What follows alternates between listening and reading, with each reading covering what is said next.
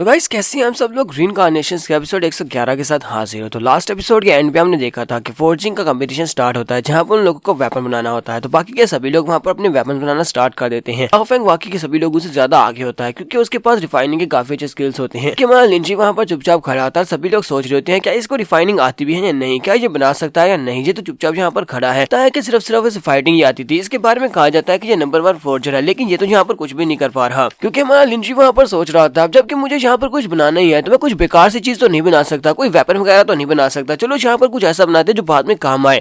तो मैं लिंजी वहीं पर थोड़ी देर सोचने के बाद कहता हाँ मुझे समझ आ गया। फिर साथ ही वो सारे के सारे मटेरियल्स को उठाता है अपनी फायर के साथ उन सभी को वहां पर स्टार्ट करता है। ये देखकर मिस जाओजियान कहती है चलो शुक्र है इसने कम से कम स्टार्ट तो किया। मैं तो ये देखकर बहुत ज्यादा हैरान हो रही थी कि ये चुपचाप खड़ा है। मुझे लगा था कि इसको रिफाइनिंग बिल्कुल भी नहीं आती, शुक्र है कि इसको रिफाइनिंग आती है। तो मास्टर मोजान भी उसे कहते हैं मैंने भी यहाँ पर शुक्र का सांस लिया है क्योंकि मैं भी यहाँ पर यही सोच रहा था कहीं ऐसा ना हो कि मास्टर को फोर्जिंग आती ही ना हो, ये फेल हो जाए, यानी कि इस टास्क में फेल हो जाए क्योंकि मैंने मास्टर को फोर्जिंग करते हुए देखा ही नहीं है। तो जाओजियान उसे कहती है लेकिन तुम लोगों ने, तुम्हारे मो पैलेस के लोगों ने तो ये बात फैलाई थी, तुम ही लोग तो कह रहे थे कि ये नंबर 1 फोर्जर है, तुम कैसे कह सकते हो कैसे फोर्जिंग नहीं आती। मास्टर मोजान उसे कहते हैं वो तो सिर्फ एक ऐसे ही नाम था जो कि मैंने अपने आप से बनाया था, मुझे नहीं पता, मैंने इसे कभी फोर्जिंग करते हुए नहीं देखा, मैं तो बस इसको मशहूर करना चाहता तो मैंने एक नाम बना लिया था। तो ये बात सुनते ही वो काफी ज्यादा हैरान होती है और कहती है ये क्या बात हुई। इसी के साथ ही सी जुनलिन को भी दिखाते हैं। सी जुनलिन एक बंदे को बुलाता है और उसे कहता है जाओ जाकर सभी के सामने इस बात को अनाउंस कर दो, इसका टाइम सिर्फ और सिर्फ 1 घंटा रह गया है, उनके पास अब टाइम बहुत ज्यादा कम है, उन्हें जल्दी से जल्दी वेपन बनाना होगा। तो वो लड़का उनसे कहता है ठीक है मास्टर। वहाँ पर खड़े होकर वो कहता है यहाँ पर जितने भी कंपटीटर्स हैं वो सभी इस बात को ध्यान से सुन ले, तुम्हारे पास सिर्फ और सिर्फ 1 ही घंटा बचा है, 1 घंटे में तुम्हें इस फोर्जिंग टेक्निक को कंप्लीट करना होगा, तुम जो भी वेपन बना रहे हो उसको बना लो। मास्टर मोजान कहते हैं ऐसा कैसे हो सकता है, ये लोग यहाँ पर कुछ गलत कर रहे हैं, इनको ऐसा नहीं करना चाहिए। जाओजियान भी कहती है सी जुनलिन बहुत ही कमीना इंसान है, मुझे नहीं लगता कि वो यहाँ पर मास्टर लिन को जीतने देगा। शुरुआत में कहा कि रिफाइनिंग के लिए 5 घंटे चाहिए होंगे, सभी लोग जानते हैं कि कोई भी वेपन बनाने के लिए कम से कम 5 घंटे चाहिए होते हैं, लेकिन अब इसने यहाँ पर इस टाइम को चेंज कर दिया, सिर्फ और सिर्फ 1 घंटा कर दिया है।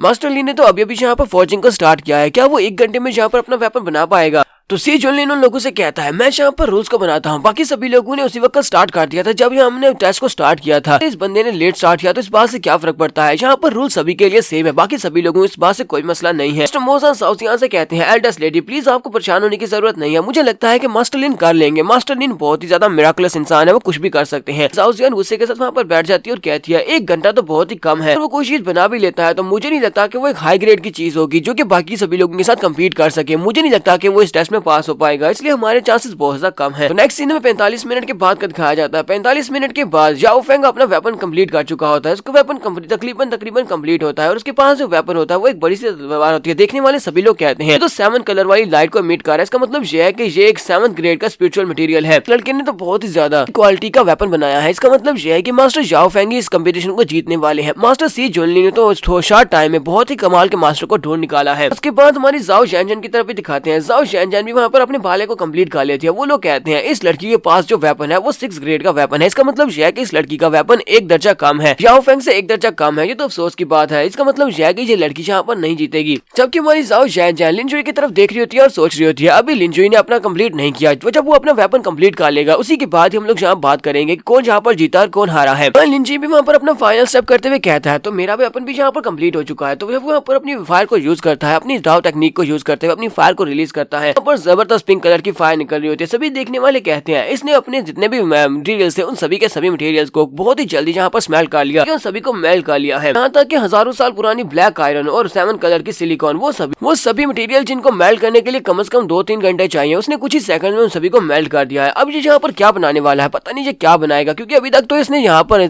कोई भी चीज शेप नहीं दी, लेकिन इसके पास ज्यादा टाइम नहीं बचा। क्या ये इन सभी चीजों को अभी मेल्ट करने के बाद से कोई शेप दे पाएगा। अभी लोग काफी ज्यादा हैरान हो रहे होते हैं कि यहाँ पर क्या होने वाला है। जब टाइम पूरा हो चुका होता है तो उसी वक्त वो बंदा कहता है तो यहाँ पर टाइम पूरा हो चुका है। वो लड़का कहता है कि टाइम पूरा हो चुका है, उस वक्त हमारा लिंजुई कहता है मेरा भी यहाँ पर पूरा हो चुका है, मैंने अपना वेपन बना लिया है। लिंजुई के पास ब्लैक कलर का मेटल का एक टुकड़ा निकलता है। मास्टर मोजान कहते हैं तो फाइनली उसने कंप्लीट कर लिया। जाओजियान भी कहती है हाँ उसने कर लिया, लेकिन ये काली सी चीज है क्या, इसने ये ब्लैक सा टुकड़ा क्या चीज बनाई है, मुझे तो कुछ भी समझ नहीं आ रही। सी जुनलिन कहता है चलो ठीक है, अब जबकि टाइम खत्म हो चुका है और जहाँ पर सिर्फ और सिर्फ 3 लोग अपनी रिफाइनिंग को टाइम के ऊपर कंप्लीट कर पाए हैं, इससे एक जाओफेंग है, दूसरा जाओ जैन है और तीसरा मास्टर लिन है। चलो ठीक है, हम लोग अपने पैलेस के 8 मास्टर्स को यहाँ पर बुलाते हैं और उनको कहते हैं कि वो लोग इवेल्युएट करें और देखें कि कौन सा मटेरियल ज्यादा हाई क्वालिटी का है। और कोच यहाँ पर इस टेस्ट को पास किया है। साथ ही वो सोच रहा होता है ये बंदा हिवली एम्परर जू टियानडी के साथ काफी ज्यादा मिलता जुलता है और ये काफी ज्यादा फाइट भी कर सकता है, लेकिन यहाँ पर इसके रिफाइनिंग स्किल्स काफी ज्यादा अच्छे नहीं लगते कि इसने यहाँ पर जो कुछ भी चीज बनाई है वो कितनी खास नहीं लगती। यहाँ पर जाओ फेंग जीत जाता है तो उसका मतलब यह है कि मैं यहाँ पर जीत जाता हूँ। उन 8 पैलेस मास्टर्स में से मास्टर ओजांग लू कहते हैं हमें यहाँ पर चूज करने की क्या जरूरत है, एक 6th ग्रेड के स्पिरिचुअल वेपन में से और एक 7th ग्रेड के स्पिरिचुअल वेपन में से। सभी लोग जानते हैं कि एक 7th ग्रेड का स्पिरिचुअल वेपन बाकी के सभी से ज्यादा पावरफुल होता है। और यहाँ पर रही बात उस ब्लैक टुकड़े की, तो वो ब्लैक आयरन का टुकड़ा हमें नहीं पता वो क्या चीज है। मास्टर नैनकॉन्ग भी कहते हैं हाँ मैं भी यहाँ पर इसी साइड के ऊपर हूँ, मुझे भी लगता है कि यहाँ पर जाओ फेंग ने जो वेपन बनाया है वो ज्यादा पावरफुल है और वही इस टेस्ट को जीता है। मास्टर कियान और मास्टर मोजान वो दोनों ये बात सुनने के बाद काफी हैरान होते हैं और कहते हैं अब हम लोग यहाँ पर क्या करें, क्या हमें यहाँ पर दूसरी तरफ की साइड देनी चाहिए, क्योंकि उन लोगों को भी समझ नहीं आ रही होती लिन जुई ने जो चीज बनाई है वो क्या चीज है। जो लिन लोगों से कहता है तो अगर यही बात है तो फिर मैं यहाँ पर इस बात को डिक्लेयर करने वाला हूँ कि इस कंपटीशन को किसने जीता है, क्योंकि यहाँ पर बाकी के सभी एल्डर्स ने बात की है कि यहाँ पर जाओ फेंग ने जो बनाया है वही सबसे बेहतर है। तुम्हारे लिन जुई से कहता है जरा रुको तो सही, जरा आसमान की तरफ तो देखो, अभी तो आउटकम आना बाकी है, अभी मैंने जो चीज बनाई है वो चीज अभी तक तुम्हें सही तरह से पता नहीं है कि वो क्या है। तो उसी वक्त आसमान के ऊपर से हीवन की तरफ से थंडर इलेक्ट्रिसिटी निकलती है जो कि